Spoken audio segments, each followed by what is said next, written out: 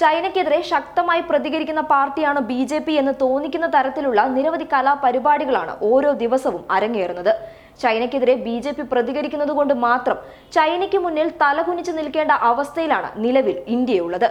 Channel ചർച്ചകളിൽ വന്നിരുന്ന് പരസ്പര ബന്ധമില്ലാതെ ബി.ജെ.പി. നേതാക്കൾ സംസാരിക്കുന്നത് പോലെ തന്നെയാണ് ചൈനയ്ക്കെതിരെയുള്ള ബി.ജെ.പിയുടെ പ്രതിഷേധ പ്രകടനങ്ങളും. ഏറ്റവും ഒടുവിൽ ചൈനയുടെ ഭൂപടത്തിന് പകരം അമേരിക്കയുടെ ഭൂപടവും പിടിച്ച് ബോയ്ക്കോട്ട് ചൈന എന്ന മുദ്രാവാക്യവുമായി തെരുവിലിറങ്ങിയിരിക്കുകയാണ് ബി.ജെ.പിയുടെ നേതാക്കൾ. ചൈനയുടെ പതാക കത്തിച്ച് രാജ്യസ്നേഹിയാവാൻ ശ്രമിച്ച പന്തളം കത്തിച്ചത് വീട്ടിലുണ്ടായിരുന്ന കുറച്ച് നക്ഷത്രങ്ങളുള്ള ഒരു ചുവന്ന തുണിയാണെന്ന് എല്ലാവരും കണ്ടതാണ്. ഇതൊന്നും പോരാതെ ചൈനീസ് പ്രസിഡന്റ് ആരാണ്, കൊറിയയുടെ ഭരണാധികാരി ആരാണെന്ന് പോലും അറിയാതെ ചൈനയ്ക്കെതിരെയുള്ള പ്രതിഷേധത്തിൽ കൊറിയൻ ഭരണാധികാരിയുടെ കോലം കത്തിച്ചവരുമുണ്ട് ഈ ചാണക സംഘികളുടെ കൂട്ടത്തിൽ. പതാകയും ചൈനീസ് പ്രസിഡന്റും ചൈനീസ് കമ്പനികളും ശരിയാക്കി ഒരു വിധത്തിൽ പുതിയ പ്രതിഷേധം സംഘടിപ്പിച്ച ബംഗാളിലെ ബി.ജെ.പി. പ്രവർത്തകർക്ക് വീണ്ടും അമിളി പറ്റിയിരിക്കുകയാണ്. ചൈനയുടെ ഭൂപടത്തിന് പകരം ഇത്തവണ ബാനറിൽ ഇടം നേടിയിരിക്കുന്നത് അമേരിക്കയുടെ ഭൂപടമാണെന്ന് മാത്രം.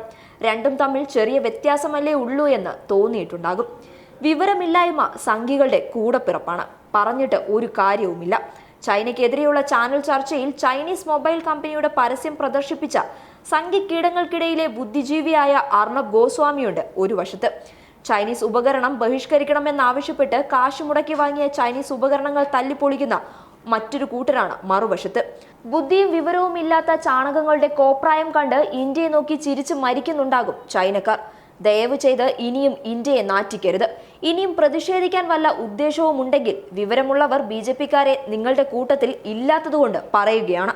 ഇന്റർനെറ്റിൽ ഒന്ന് സെർച്ചെങ്കിലും ചെയ്ത് നിങ്ങളുടെ പ്രതിഷേധം ചൈനയ്ക്കെതിരെ തന്നെയാണെന്ന് ഉറപ്പുവരുത്തിയതിനു ശേഷം മാത്രം മുന്നോട്ട് പോകുക.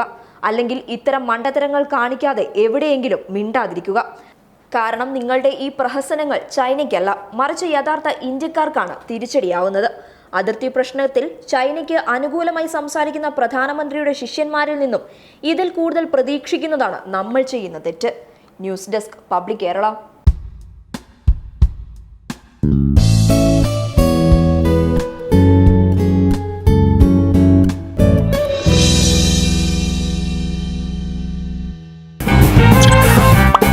Time.